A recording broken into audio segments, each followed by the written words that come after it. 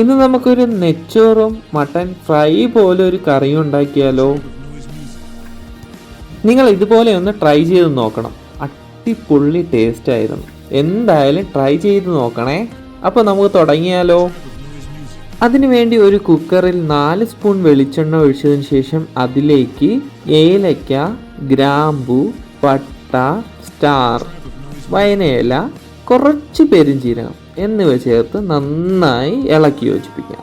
ഇതൊന്ന് മൂത്ത് വരുമ്പോൾ ഇതിലേക്ക് കുറച്ച് ഉലുവ ചേർത്ത് കൊടുക്കാം. മട്ടൻ ആയതുകൊണ്ട് ഉലുവ ചേർക്കുന്നത് നന്നായിരിക്കും. ഇനി ഒരു ജാറിൽ കുറച്ച് വെളുത്തുള്ളിയും പച്ചമുളകും ഇഞ്ചിയും കറിവേപ്പിലയും ചേർത്ത് ചെറുതായിട്ടൊന്ന് ചതച്ചതിന് ശേഷം ഈ എണ്ണയിലേക്ക് ഇട്ട് കൊടുക്കാം. എന്നിവ ചേർത്ത് നന്നായി മൂപ്പിച്ചെടുക്കാം.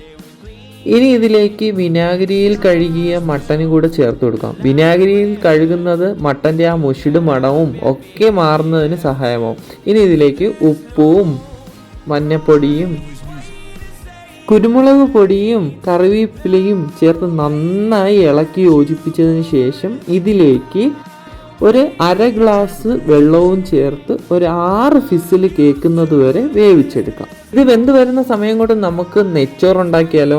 അതിനുവേണ്ടി ഒരു പാത്രം അടുപ്പത്ത് വെച്ച് അതിലേക്ക് 2 സ്പൂൺ നെയ്യ് ഒഴിച്ച് അതിനുശേഷം കറി മസാലകളായ കറുവപ്പട്ട, ഏലക്ക, പട്ട, ഗ്രാമ്പു, വയനയില എന്നിവ ഇതിലേക്ക് ചേർത്ത് കൊടുക്കാം. ഞാൻ ഇന്നിവിടെ ഉണ്ടാക്കാൻ പോകുന്ന നമ്മുടെ ഇവിടെ സൗദി അറേബ്യയിലെ സൂപ്പർ മാർക്കറ്റിൽ നിന്ന് വാങ്ങിച്ച മിസ്റ്റർ ഷെഫിൻ്റെ XXXൻ്റെ അരിയാണ്. അതിനുവേണ്ടി 2 ഗ്ലാസ് അരിക്ക് 4 ഗ്ലാസ് വെള്ളവും ചേർത്ത് അതിലേക്ക് 2 മാഗി ക്യൂബും കൂടെ ചേർത്ത് കൊടുത്ത് ഇളക്കി യോജിപ്പിക്കുക.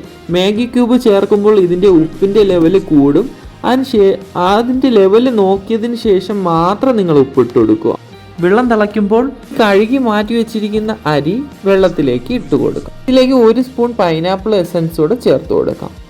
തിള വരുമ്പോൾ ഉപ്പ് നോക്കി ഇതിലേക്ക് കുറച്ച് ഉപ്പും കൂടി ആഡ് ചെയ്ത് കൊടുക്കാം. ഏകദേശം ഈ പരുവമാകുമ്പോൾ ലോ ഫ്ലെയിമിലിട്ട് അരിഞ്ഞ് മാറ്റി വെച്ചിരിക്കുന്ന ക്യാരറ്റും പുതിനയിലയും ചേർത്ത് കൊടുക്കാം. 2-3 പച്ചമുളകും കൂടി ഇതിലേക്ക് കുത്തിവെക്കാം. അടച്ചു വെച്ചതിന് ശേഷം കുറച്ച് ആവിയിൽ വേവിച്ചെടുക്കാം.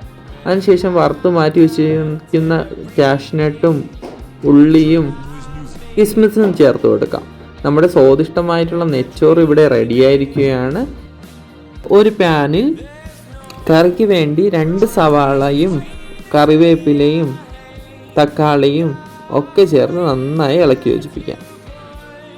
സവാള ഒന്ന് വരണ്ട് വരുമ്പോൾ ഇതിലേക്ക് പച്ചമുളകും ഇഞ്ചിയും വെളുത്തുള്ളിയും കൂടെ ചതച്ച് ഇതിലേക്ക് ചേർത്ത് കൊടുക്കാം. അതിനുശേഷം 2 സ്പൂൺ മല്ലിപ്പൊടി ഇതിലേക്ക് ചേർത്ത് കൊടുക്കാം. മല്ലിപ്പൊടിയുടെ ആ ഒരു പച്ച മണം മാറുമ്പോൾ 1 സ്പൂൺ കാശ്മീരി മുളക് പൊടിയും 1/2 സ്പൂൺ സാദാ മുളക് പൊടിയും 1/2 സ്പൂൺ കറി മസാലയും കൂടെ ചേർത്ത് കൊടുക്കാം.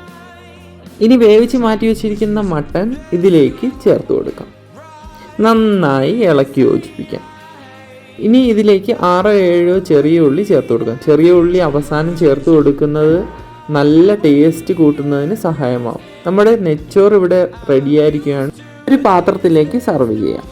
നമ്മളെ സ്വാദിഷ്ടമായിട്ടുള്ള മട്ടൻ കറിയും നെച്ചോറും നിങ്ങൾ എന്തായാലും വീട്ടിൽ ട്രൈ ചെയ്യാൻ മറക്കരുത്. എന്തായാലും ഈ ചാനൽ നിങ്ങൾക്ക് ഇഷ്ടമായിട്ടുണ്ടെങ്കിൽ ലൈക്കും സബ്സ്ക്രൈബും ഒക്കെ ചെയ്യാൻ മറക്കരുത്. അപ്പോൾ മറ്റൊരു വീഡിയോയിൽ കാണുന്നതുവരേക്കും ബൈ ബൈ.